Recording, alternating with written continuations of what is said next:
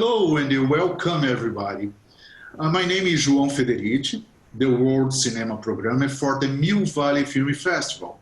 And I'm here today to talk about the premiere of Three Summers. I hope you enjoy the film and now stick around with me and our special guests for the Q&A. Three Summers largely skirts the real-life scandal that helped topple Brazil's most powerful politicians and ushered in even more disastrous administrations. Sandra Kogut focuses on where she always has, on the folks at the bottom, forced to find creative ways to get by no matter who's at the top.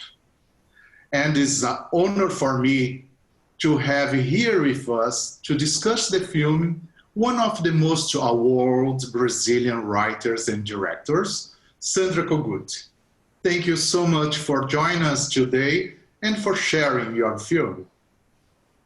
Thank you, João. I also want to thank the festival and I want to thank all of you for having watched the film. I'm very happy to be here. Thank you. Thank you. I know there is a lot to be said about Brazilian class difference and corrupt politicians. When and how did you come up with the idea to tell the story of Three Summers from a housekeeper's point of view?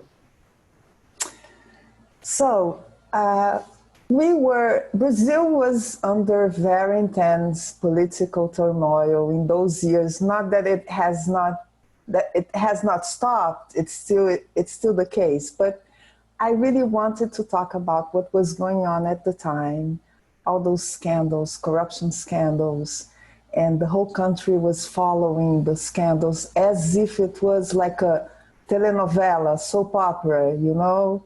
And people knew by heart the names of all the judges of the Supreme Court.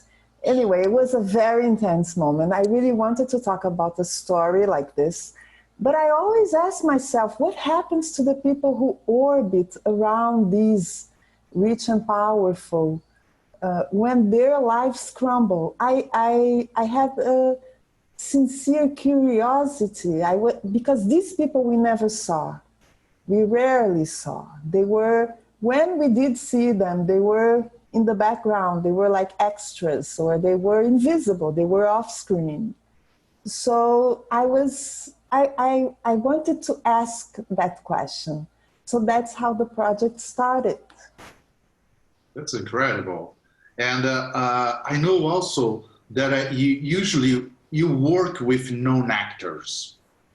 But in the Three Summers, you have a stellar professional cast, man. And how do you approach working with training actors versus no training actors? Look, what I look for in actors or non-actors, in people I'm working with when I make a film, it's to find a common ground between the person who's playing the part, an actor or not an actor, and the character. You know, at the end, it doesn't even matter to me so much if these people are or not professional actors. Of course, the process, the dynamic, the way I work changes when I'm working with professional actors. And this time, it was the first time where really the whole cast, almost the whole cast, was composed by professional actors. Was a big pleasure because they were great actors, people I really wanted. Either I had worked already with them or I wanted to work with them. But at the end, I have a way of working where I'm always trying to create a situation in which people feel the need to say those lines, to establish relationships between the characters and the actors that become so strong that the dynamic of the scenes become like an evidence, you know? So I'm always mixing a little bit things. And many times, you know, they're not sure if it's rolling or they don't know where the camera is.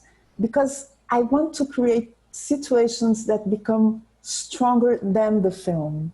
And then the film has to be able to, capture them. Yeah. I know that you did great casting Regina Casé. Could you tell us a little bit more, because you worked with Regina Casé 25 years ago, sorry, in your short La Ica in 1995. I was a baby. It was in kindergarten I did this. Almost there, no? Yes, I know. And how was the reuniting with her after all these years? So, in fact, Regina Casé, who's really very known in Brazil, is a dear friend and a partner in many, many projects. I did this short with her in 1995, as you said, and in which she was the protagonist and surrounded by non-professional actors, and mainly. And since that time, we said to each other, oh, we want to do a feature. Now it's next project, a feature. I wanted to do a film with her. And we did work together in other things. I did television with her. We worked on different projects. But the films I've made throughout the years, I didn't think there was a good part for her. And Three Summers was the right project at the right time. And, before you were asking about non-professional actors, I think Regina is immensely gifted. And she also has, she goes to a certain place in her acting where it's also a mix. You're never completely sure, if this is the character, if it's her. And it's exactly the kind of thing I'm always looking for. So we have a common ground. We have a very strong trust relationship that we've built through so many years. So it was a real pleasure to have her on the set, on the film. Yeah. I'd like to push something that is not so pleasant, is unpleasant to talk, but the film pictures the years of 2015, 2016, the summers of 2015, 2016, 17, and ends in the New Year's Eve of 2017, 2018, when the extremely right president of Brazil takes power. Do you think the film has become more important, putting even more light on a corrupt government where everything has to become an opportunity to earn money? This is a super important question. So now everybody saw the film, so we don't need to explain that it's Brazilian summers, South American summers, because in the beginning people see 3 summers and they think it's in August, right? Yeah. And then they see Christmas by the sea. Anyway, so when we made the film, it was before the elections that came in 2018. And I wanted to talk about a project for the country that was this neoliberal project in which everyone wants to be the boss. Everything has to become a commodity. It's all about money all the time, either because of greed or because of despair. The values are the values of money. And it was a way to criticize this through a corruption story that, fit very well in this kind of world. Now, when we see the film, we see that the signs of what was coming, the rise to power of the far right, were all there. And we also see that there was a certain blindness. Mm-hmm. Of course, this gave a much bigger, wider dimension to what the film is talking about. Because now when I look at the film and I see in that last scene, I see them wishing to each other, oh, good luck, joy, happiness, money. They talk about money all the time. And I think, poor them, you know, if they have no idea what is coming. As I can think, poor us, we also didn't see this coming. Today, we are under gigantic scandals of corruption. The film is even more, you know, up to date. So it shows that, you know, now as it goes, because we're talking about the genesis, the origins of something, the more time goes, more, you know, more layers we get and more powerful it becomes, I think. We are talking about also your previous films have premiered and been awarded in festivals such as Cannes, Berlin, Rotterdam, Rio de Janeiro, among others. How was it to release the 3 Summers in the middle of the pandemic in Brazil, and how is it received? So, 3 Summers premiered a year ago, before the pandemic, at the TIFF, at the Toronto International Film Festival. And it was fantastic. It's a great place to premiere a film. And, you know, when you make a film, it's telling a Brazilian story. So I ask myself, will the people understand? Will they connect to the story? And then what I saw was that, you know, because I think for 2 reasons, because it's talking about subjects that really interest a lot of people. It's, you know, it's really a symbol of the times we're living on, you know, the class difference, corruption scandals, the rise to power of far-right or authoritarian governments. Everything is connected. So the film is talking about things that people really connect to. And it happened in many, many different places, in Turkey, in the US, in France, I mean, really, the film.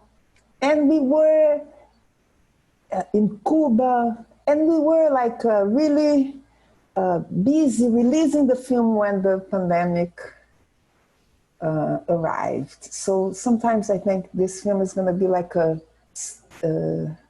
case study of what happened to film in 2020 when we look in the future, when we look back to this year, because the film is going to, you know, for example, in Brazil. So it got released in France. France shut down 4 days later. When they reopened in June, the film reopened in even more places, 91 cinemas. Wow. In Brazil, 6 days before the release date, we had to cancel everything.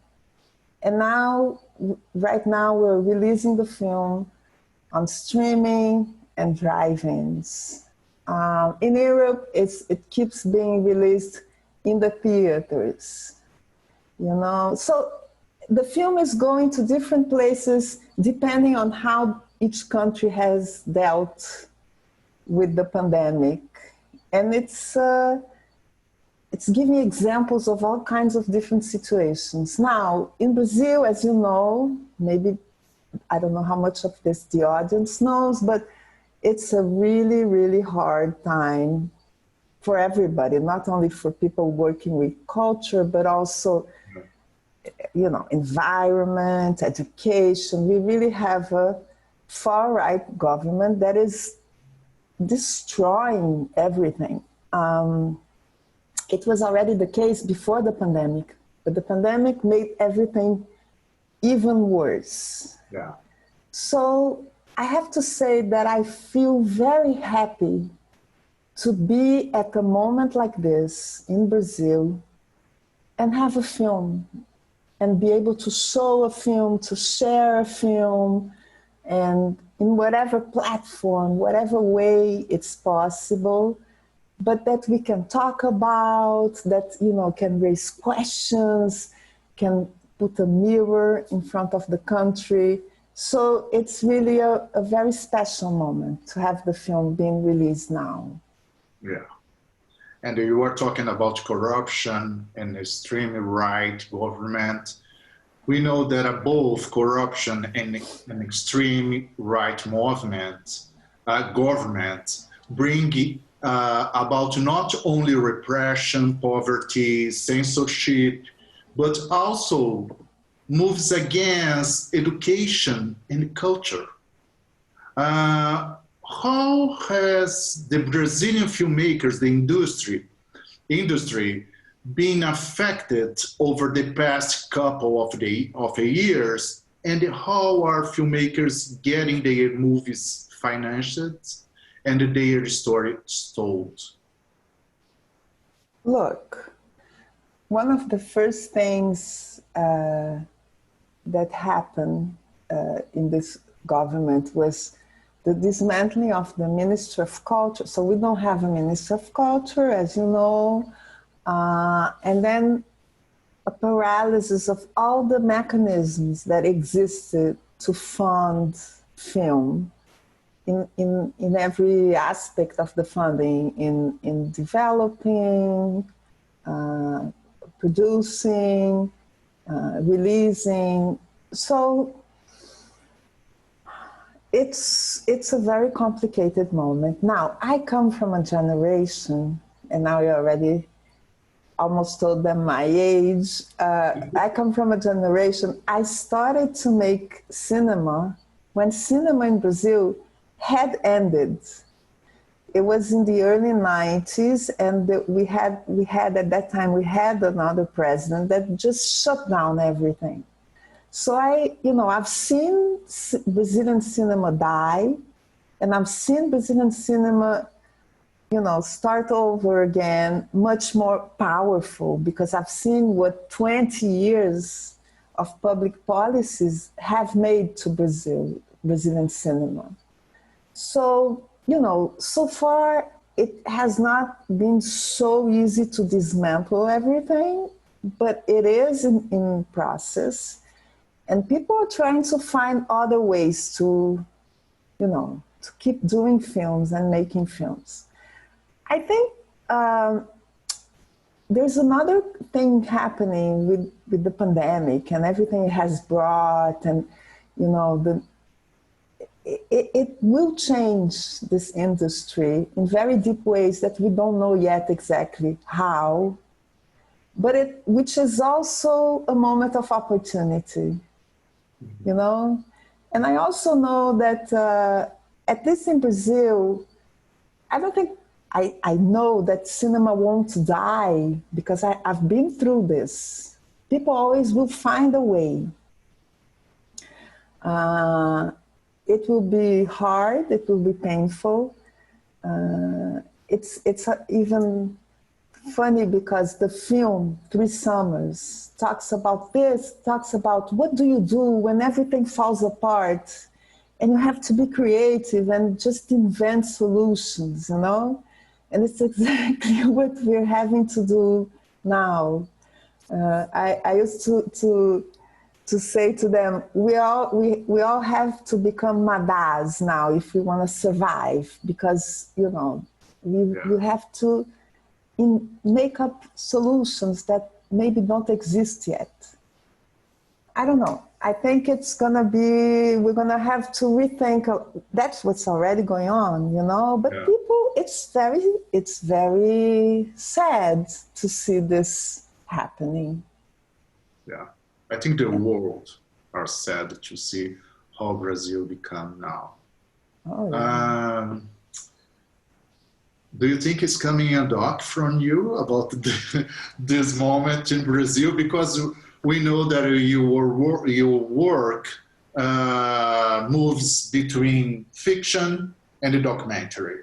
And I'm curious, do you have your favorite length, or What do you like the most? Look, I have allowed myself, and maybe pay the price for that, to always make this decision be an artistic decision, meaning that it depends on the project. Some projects, they have to be documentaries. Some projects have to be made for the big screen. Some have to be fiction. You know, I think it's much more an artistic decision than, I don't know, a career move or... I always follow what I want to say, what is that project about, what's the best way of making that particular film, you know? But I also take from everything. Like, even if I'm doing a feature, it's a fiction film, I use a lot of things that I've learned and know and have developed making documentaries. So I don't consider myself only this or this or this, you know. I navigate, and depending what the film needs, I will just take from everywhere. That's a good, good decision. And also, do you have some new project that you can share with us? Well, I do. I think all of us, like, I always have lots of projects, ideas, you know, even when I'm not looking for a project, precisely most of the time when you're not looking for a project, then you have great ideas. And I have some projects I've been writing, you know, in this pandemic. I think I've been writing more than usually. But I have this thing that I don't like so much to talk about projects when they are very much in the beginning, especially now, because there's so much unknown. Yeah. But I do have a few things, you know, on my plate, and I hope something will come out of this. Oh. And you are here really curious already to know about your next steps. Unfortunately, I'd love to stay talking to you for whole hours now, but we needed to finish our Q&A. It was such a pleasure to talking to you. Congratulations in your movie. I wish all the success. And thank you again so much for chatting with us today. Muito obrigado. Thank you. It was a great pleasure. And thanks for everything, for the opportunity, for showing my film. Thank you so much. Muito obrigada.